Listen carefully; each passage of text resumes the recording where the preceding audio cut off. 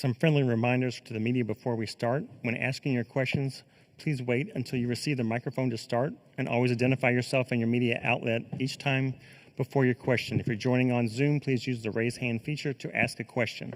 As a courtesy, please silence your cell phones, and please note recording this press conference on your phone or camera is not allowed, nor is flash photography. We will kindly ask Coach for an opening statement, then direct all questions to the student athletes. When that's finished, they can be excused, and then we will return to questions for Coach. Coach, if you would, please start us off. Obviously very proud of my team. Our execution was terrific. We beat an incredible team, and I couldn't have been more impressed with them in our preparation.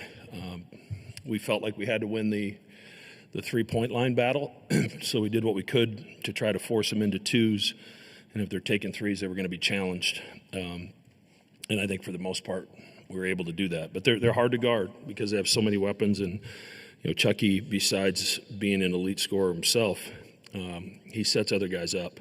So we just felt in this game it couldn't be a game where he had 18 points and 14 assists. So, only 10 assists on their 30 baskets. That's how we tried to make them play. And fortunately it worked. But, my guys did a great job offensively, defensively. Jemiah was terrific. Jackson, big shots in the first half. And then, Steven throughout the game, running the show for us. So it's a really gratifying win because of who we beat and how good I thought they were. Now we'll open the floor to questions for the student athletes. Please raise your hand and we will bring you a microphone. Please direct your question to a specific student athlete. Questions? Back row on the left? Or in front of him? John Hill, Lexington Herald leader. Steven, I think after a couple of your threes, you made the motion for the crowd to settle down. Just how much did you feed off the environment you knew you guys were going to be facing today? Yeah, obviously it seems like it's been our third road game in neutral sites this postseason, playing in Madison Square Garden, out on the East Coast against UConn and St. John's, and then here in Lexington, Kentucky against Louisville. And so we knew that there were some things in those other games that we could learn from. And personally, I felt like it was my job as the point guard to make sure that when they were going on their runs or the crowd tried to get into it, that I tried to settle things down. And some of that was either feeding Jemiah or finding Kalk underneath, and then a few times it was me getting my own shot. And I think that it was just one of those moments where you could feel the momentum trying to swing their way, and just one of those things that you try to stop it. Any other questions for the student athletes? Third row on the right, please. Jemiah, you had a huge game today, a lot of clutch shots. What was it that was going through your head when you started hitting those that kind of helped you get that momentum? Throughout the season, especially late shot clock, I always had to be pretty aggressive. That was no different today. I just think just making the shots, I guess. Here on the left, third row. Ed Peak, CBS News. Just talk for the players.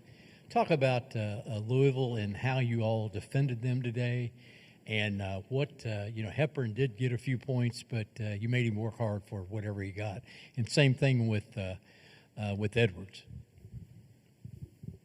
Yeah, I think that coming into it knowing that those two guys were their primary ball handlers and really ran the show for them, and then you also had Smith that was coming off that ankle injury that added some different matchups for us, and the way that they started the game shifted a few things, and just the responsibility to make sure that they were uncomfortable as they were handling the ball. And then at the same time, you have a 4-time Defensive Player of the Year at the basket waiting for him. And so really trying to funnel all of those lane line drives or baseline drives off the three-point line and into Kalkbrenner. And he did a phenomenal job, as he always does, protecting the basket for us and making it difficult for them.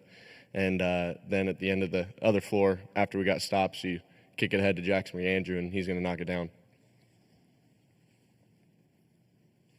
Second row on the right, please. Yeah, Stephen, Ben Baby from ESPN. I think your wife and son got a good amount of FaceTime. Is this how many games has your son been to so far? Yeah, he's actually been able to come to quite a few. There's a few that with the Big East television schedule was a little past his bedtime, but he was almost at every home game this year, and he loves the crowd noise, he loves the jumbotron, he loves the games, and so it's fun to have him out here in Kentucky. And it's something that not every college basketball player gets to do, is play in front of their kids, and so it's been an honor. We'll go to the last row on the left first. Gary Graves for the Associated Press. For Jemiah, how much did Stephen and Jackson kind of open things up for you to really take charge and keep things at a comfortable cushion in the second half? Well, those guys are knockdown shooters. They spaced the floor for me. Obviously, a guy I like to play in space, and that was part of the reason why I even picked to come to Creighton, just knowing I would play with guys like Steven and Jackson and the rest of the guys we had to shoot. Also, Kalk down there taking up space. People don't want to leave him on the flip-ups, and it leaves me a lot of opportunity to go out there and just do my thing. Ed, third row on the left here. Again, you guys, I think, hit 4 3-pointers in a row, and it was a 3-point game. If from that time on, y'all pretty much, I don't know, you dominated, but you were.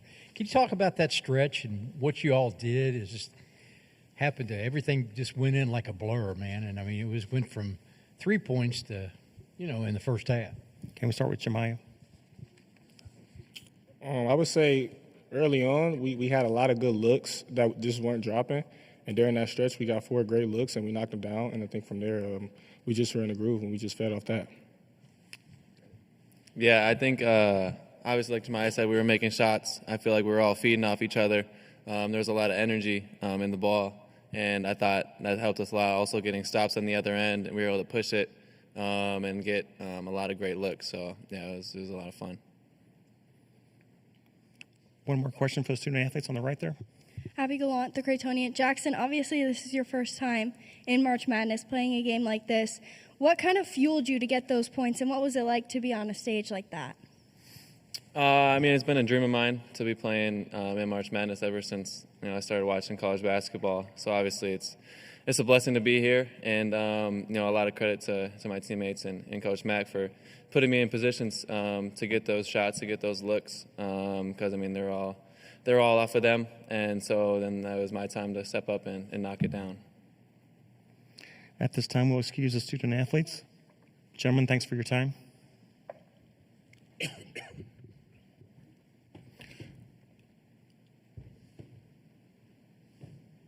Questions for Coach? Please raise your hand. Back row on the left.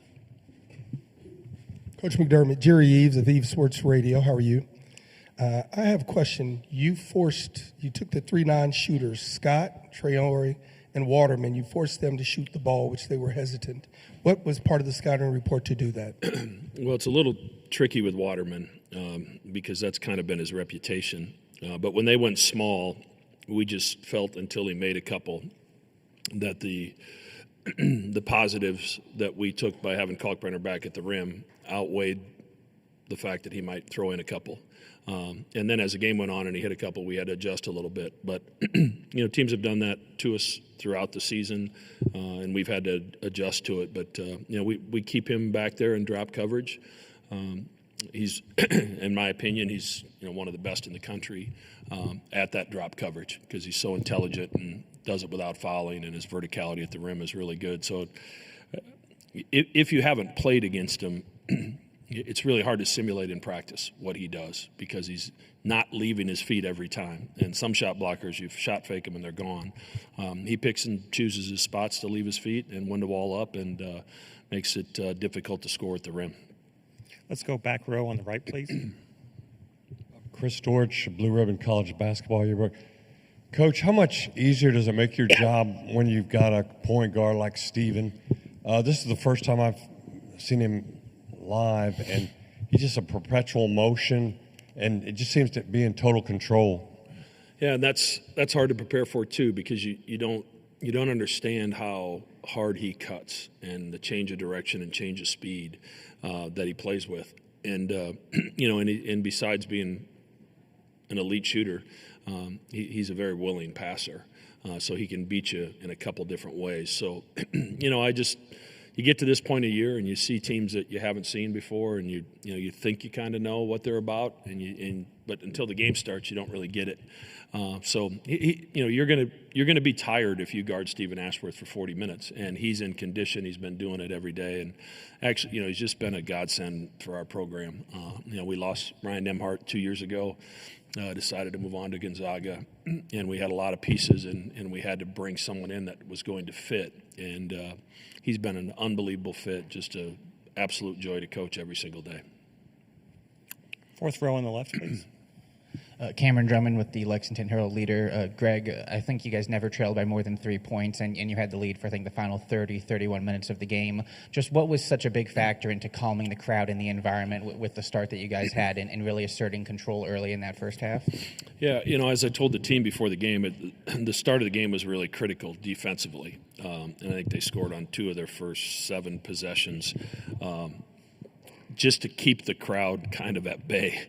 I think Jemiah said it. We really had 4 pretty good looks from the three-point line during that stretch and didn't make any of them. But we were able to kind of stay within arm's reach and until we got that little run where we made 4 threes in a row and took it from 3 to 15, and then we kind of traded baskets the rest of the game. But as Stephen mentioned, we just played in an unbelievable environment in New York. You play in Madison Square Garden against UConn and St. John's. It prepares you for anything you're going to see in the NCAA tournament. And our league has been terrific all year. We weren't great in November and December, but I think a lot of teams had new pieces. But I think by the end of the year, our league was playing pretty well. And with Xavier's win yesterday and our win today, I think that shows the Big East pretty good. Second row on the right, please. Yeah, Greg, Ben Baby with ESPN. At what point did you realize that a water bottle had been chunked on the court, and kind of what was your reaction, kind of that whole situation? Yeah, I mean, I felt the splash when it landed, but I don't know what happened on the other end, and that led to the technical. But it ended up, obviously, a couple free throws was nice at that point in time. Any other questions? Coach, we appreciate your time. Thank you. Thanks so much, Coach. Congrats.